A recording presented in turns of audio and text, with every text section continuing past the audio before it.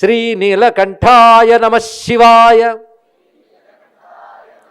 శ్రీనీలకంఠాయ నమః శివాయ. శ్రీనీలకంఠాయ నమః శివాయ.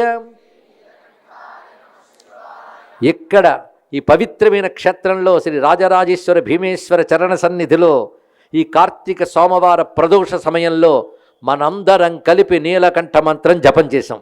ఎందుకంటే ఈ నీలకంఠుడు ప్రపంచాన్ని దగ్ధం చేసే విషాన్ని ఆట కట్టించి నిలిపి లోకాన్ని కాపాడాడు.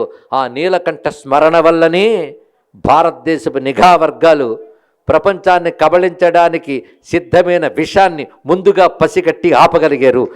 అది మనం నీలకంఠని స్మరించుకోవాలి, మళ్ళీ మళ్ళీ స్మరించాలి.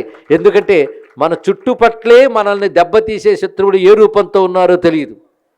ఇటీవల వస్తున్న వార్తలు మనం గమనిస్తూ ఉంటే ఇంత ఆధ్యాత్మిక ప్రవచనం చెప్తున్నా సామాజిక స్పృహతో మేము మాట్లాడుతున్నాం. తెలుసుకోండి, ఇక్కడ ఏం జరుగుతుంది చుట్టూ ఒక్కసారి ఆలోచించండి. మన దేవతల గురించి తెలియదు, ఒకళ్ళు చెప్తే నిద్రపోతూ వింటాం. ఎలాంటి పరిస్థితుల్లో మనం ఉన్నాం?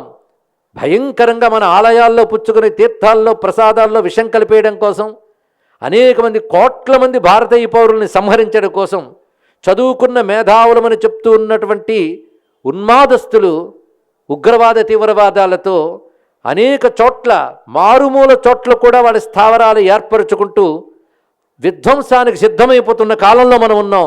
ఎప్పుడు ప్రమాదం ఏ రూపంలో ముంచుకొస్తుందో తెలియదు. కానీ ఎక్కడికక్కడ మనం రక్షింపబడుతున్నాము అంటే శివకారుణ్యం వల్ల రక్షింపబడుతున్నాం. భారతదేశాన్ని శివుడు రక్షిస్తాడు. భారతదేశం క్షేమంగా ఉంటే ప్రపంచం క్షేమంగా ఉంటుందని తెలుసుకోండి. దీని గురించి మీరు ఆలోచిస్తే, రీసెర్చ్ చేస్తే తెలుస్తుంది. ప్రపంచాన్ని కాపాడగలిగే శక్తి భారతదేశానికి ఉంది. అందుకే ప్రపంచంలో అభ్యుదయ దేశాలు కూడా ఇప్పుడు భారతదేశం వైపు చూసి నమస్కరిస్తున్నాయి. పిల్లలు కూడా కళ్ళు తెరిచి తెలుసుకోండి, భారతదేశం ప్రపంచాన్ని రక్షించగలిగే స్థితిలో ప్రస్తుతం ఉంది, అగ్రదేశంగా ఎదుగుతోంది. అలా ఎదగడానికి కారణం ఏంటంటే ఈ దేశంపై, ఈ దేశంలో ఉన్న క్షేత్రాలపై, ఈ దేవతలపై భక్తి కలిగినటువంటి మహానుభావులు ఈ దేశాన్ని పాలిస్తున్నారు గనక మనము ఆ భక్తిని కలిగి ఉండాలి. ఇందాకే చెప్పాం, అందుకు ప్రారంభంలో మన చరిత్ర గొప్పది, గొప్ప చరిత్ర గల దేశం మనది.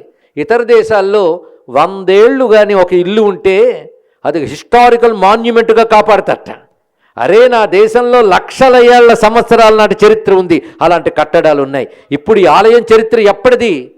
హిస్టోరియన్స్ రుజువు చేసింది వేల సంవత్సరాల క్రితం. పురాణం చెప్తున్నది లక్షల సంవత్సరాల క్రితం. ఏదైనా ప్రపంచంలో ఇతర దేశ చరిత్రల కంటే గొప్ప చరిత్ర ఈ క్షేత్రానికి కూడా ఉంది. ఇలాంటి క్షేత్రాలు ఎన్నో ఉన్న మహాక్షేత్రం నా భారతదేశం. తెలుసుకోండి, అలాంటి భారతదేశంలో అడుగడుగున శివుడున్నాడు. అందుకే మహానుభావుడు ఒక మాట చెప్పాడు వాజ్పేయి గారు, భారతదేశంలో సబ్ కంకర్ హై శంకర్ అన్నాడు. ప్రతి రాయి శివుడే, ప్రతి తీర్థం, ప్రతి జలము తీర్థమే, ప్రతి నేల క్షేత్రమే. అది భారతదేశం యొక్క గొప్పతనం. ఆసేతు సీతాచలం, అక్కడ ఉత్తర కాశీ అంటే వెంటనే మీరు దక్షిణ కాశీ అంటున్నారే, ఏమంటాం దానికి? అక్కడ ఉత్తర అయోధ్య అయితే ఇక్కడ భద్రాచలం దక్షిణ అయోధ్య అంటున్నామే. దీన్ని బట్టి భారతదేశం అంతా ఒకటిగానే ఉంది. భాష మారింది, వ్యవహారం మారింది, కానీ మన సంస్కృతి మారలేదు. అది భారతదేశాన్ని కలిపి ఉంచుతుంది. కనుక ఈ సంస్కృతిని పిల్లలు కాపాడుకోవాలి. మీరు ఎన్ని చదువుకున్నా, ఎన్ని డిగ్రీలు తెచ్చుకున్నా ఈ దేశం సంస్కృతి తెలుసుకోండి. ఈ దేశానికి ప్రాణం రామాయణం, భారతం, పురాణం, వేదం, కాశీ విశ్వేశ్వరుడు, అయోధ్య రామచంద్రమూర్తి, మధుర శ్రీకృష్ణమూర్తి, శ్రీశైల మల్లికార్జున స్వామి, వేములవాడ రాజరాజేశ్వర స్వామి, భీమేశ్వర స్వామి, ఎన్నెన్ని అద్భుతాలు మన సంస్కృతి వారసత్వాలు.